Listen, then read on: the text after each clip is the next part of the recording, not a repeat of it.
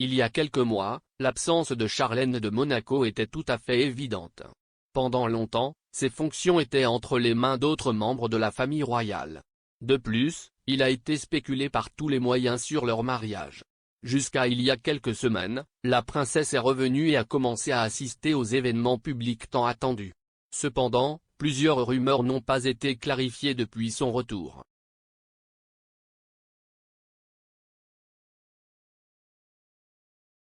Et maintenant, ces images sont révélées avec des ecchymoses sur le visage, ce qui a déclenché toutes les alarmes publiques. Continuez à lire, nous vous dirons de quoi il s'agit.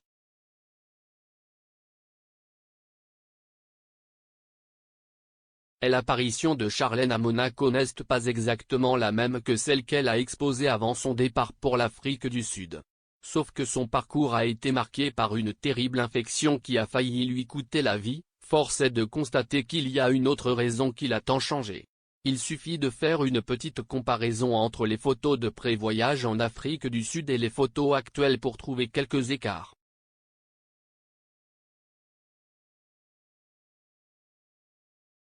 Et, bien que le prince Albert ait déclaré que sa femme n'avait pas de chirurgie esthétique mais une chirurgie de santé, des doutes sont présents. Donc, ce qui a été un indice incontournable, ce sont les ecchymoses sur ses pommettes supérieures.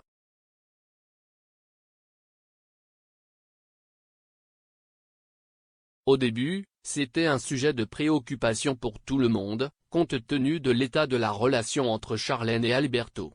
Or, on sait déjà que les marques correspondent à certains traitements esthétiques.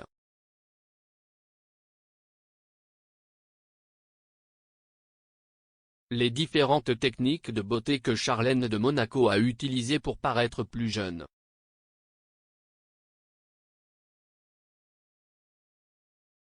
Hoc Diario s'est tourné vers la vis d'experts pour enquêter et corroborer les incohérences dans l'apparence de l'ex-né d'Adora. Le docteur Béatrice Estebané, spécialiste en médecine esthétique qui travaille à la Clínica Menorca, a pointé les éventuelles interventions réalisées par l'épouse du souverain.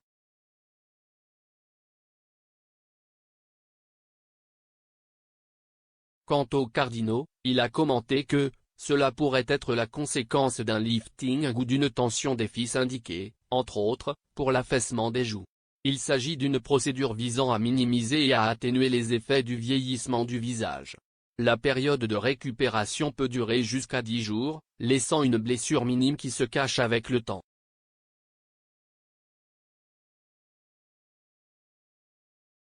D'autre part, il est remarquable que la peau de l'ex-athlète soit impeccable et sans rides. Selon l'expert en la matière, cela pourrait être dû à l'application d'injections de toxine botulique. La toxine botulique provient d'une bactérie qui, prise de la bonne manière, induit une paralysie musculaire.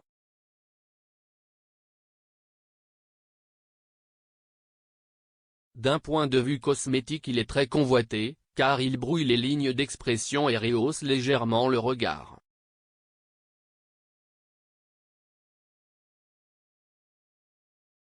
Couplé avec ce qui précède, la lumière du visage du Zimbabwéen devient apparente. Apparemment, tout cela est possible grâce au plasma riche en plaquettes qui stimule la création de collagène et d'élastine.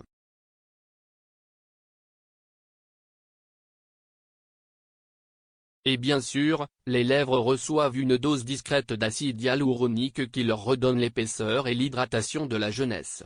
Charlène de Monaco est encore plus belle qu'il y a quelques années. Félicitations pour votre santé et votre beauté.